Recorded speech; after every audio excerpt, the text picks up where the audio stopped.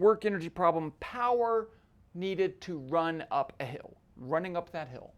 So here's a person, 70 kilogram mass, 25-degree incline, which is actually pretty steep, and at a velocity of 3.5 meters per second. I left off the seconds. I don't know why I was doing that. So it seems like when we talk about work energy, we talk about distances and change in position, and here we don't have that. We just have someone running. But that's fine, okay, because we're dealing with the power. So let's start off with the definition of power. So remember that we define power as the change in energy per time, or the work done per time. It doesn't really matter. You can do it both ways. Let's deal with this as a change in energy per time.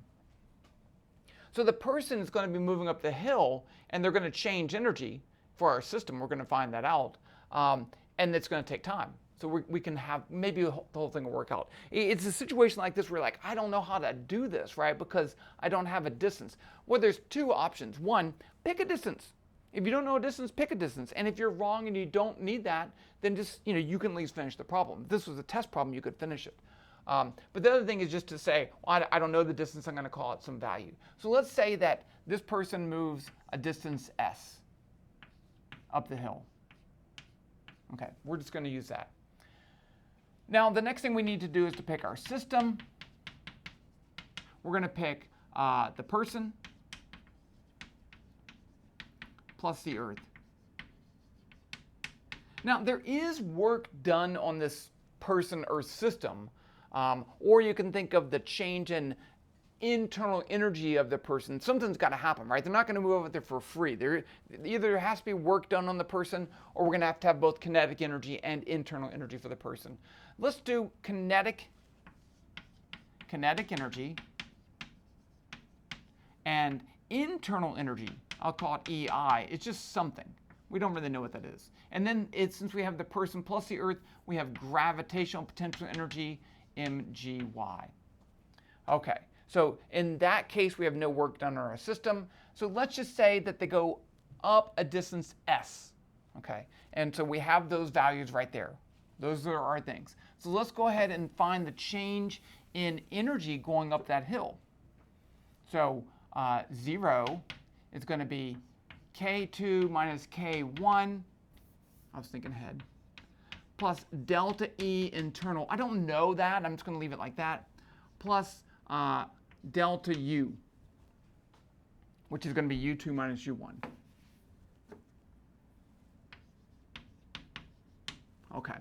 So one of the things you notice about the kinetic energy is constant, right? The kinetic energy at the top is the same as kinetic energy at the bottom, so there's no change in kinetic energy. So this is 0. So I have 0 is delta E internal plus, let's call this y equals 0. So the initial potential energy is going to be 0. So we have mgy minus 0. So we're really moving along here. We don't have too much to do. So we do need to find this value of y, right? So here's my triangle. This is s, and this is y, and that's the angle theta. So I can say y is mg is going to be s sine of theta, right? Because the sine of theta is the opposite of our hypotenuse, and so it's a right triangle, so I can write that. So now I can solve for my change in internal energy. Delta E internal is going to be negative mg, the final y, which is going to be s sine of theta. That's a g. Okay. Now, that might seem like we're not getting anywhere, but it's fine. Let's go ahead and find the power now. So this is the change in energy of the person. So, I mean, if you want to get a negative power, it doesn't really matter. But the power is going to be the change in internal energy per time, and I'm going to leave off the negative sign. So this is going to be equal to mgs sine theta over delta t. Okay, now we can see something here. I have a distance traveled s divided by a time. What's that? That's our velocity. So here we get mg s over delta t is the velocity sine theta. Now we know all those quantities, so we can plug it in. Power is going to be the mass, 70 kilograms. G is 9.8 newtons per kilogram. V was 3.5, and then sine of 25. Make sure your calculator is in degrees mode. Okay, let's plug it in.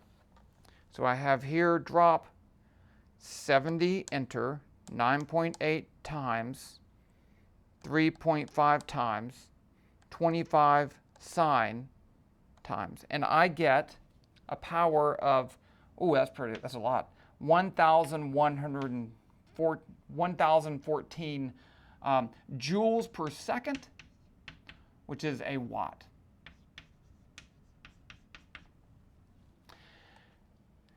Is that possible? Can humans do 1,000-watt power output? Yes, they can. So there's a great graph that looks something like this. Let's see, what was it? Power versus time.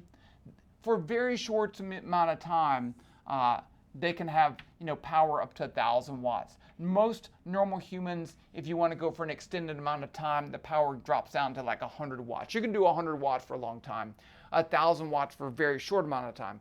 Elite athletes can do 1,000 watts for longer, but there's that power curve. But 1,000 watt is not impossible. You can do it at least for a very short amount of time, not extended amount of times. Like I said, that's a pretty steep angle. The end.